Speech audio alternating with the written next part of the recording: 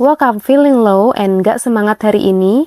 Tenang, lo gak sendirian. Sini merapat karena gue mau spill isi buku dari Dr. Elvia Remes yang judulnya Merasa Terpuruk, Cara Menemukan Pertumbuhan Diri.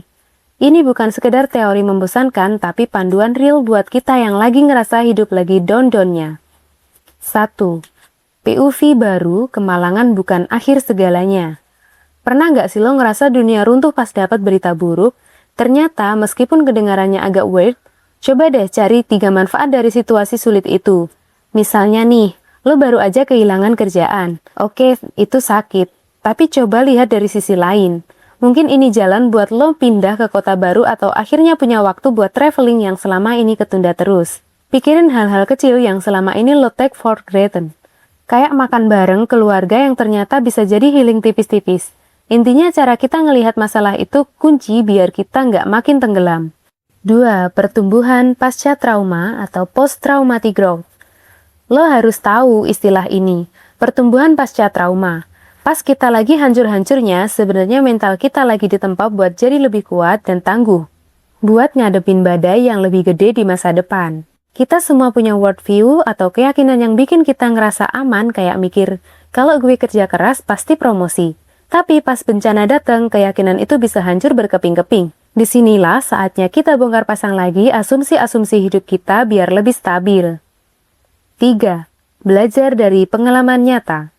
Dr. Olivia cerita tentang ibunya yang kena kanker. Beliau ngelihat gimana ibunya yang dulu takut banget malah jadi lebih berani pas sakit kedua kalinya.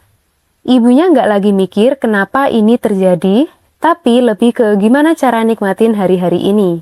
Ini ngebuktiin kalau trauma bisa bikin kita punya purpose baru dalam hidup. Ada orang yang tadinya benci kerjaannya, abis sembuh dari sakit malah jadi perawat. Karena ngerasa itu lebih bermakna. Keren banget kan? Kita jadi versi diri yang lebih deep dan sensitif sama sekitar. 4. 5 strategi buat bangkit. Anti terpuruk club. Biar lo nggak makin stuck, Dr. Olivia kasih tips praktis. Yang pertama, jangan redam emosi. Lo lagi sedih, nangis aja. Lagi marah, keluarin. Berusaha kelihatan fine-fine aja, padahal hati lagi hancur-hancurnya. Itu malah buat bahaya. Bahaya buat kesehatan mental dan fisik lo. Jangan pakai topeng terus. It's okay to not be okay. Yang kedua, tuliskan di atas kertas.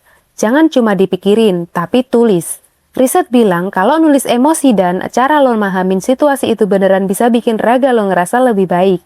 Pas lo nulis, masalah yang tadinya abstrak jadi kelihatan bentuknya. Dan lo bakal dapat clarity buat nyari solusi. Yang ketiga, ngobrol sama circle yang satu frekuensi. Cari orang yang pernah ngalamin hal yang sama. Dari mereka, lo bisa belajar sudut pandang baru dan cara mereka survive. Ini ngebantu lo bangun pendukung internal yang kuat biar nggak gampang goyah lagi. Closing talk. Masa sulit emang berat banget. Tapi inget, lo nggak bakal balik jadi orang yang sama lagi. Lo bakal jadi sosok yang jauh lebih kuat. Jadi buat lo yang lagi ngerasa di titik terendah, hang in there. Your growth is coming.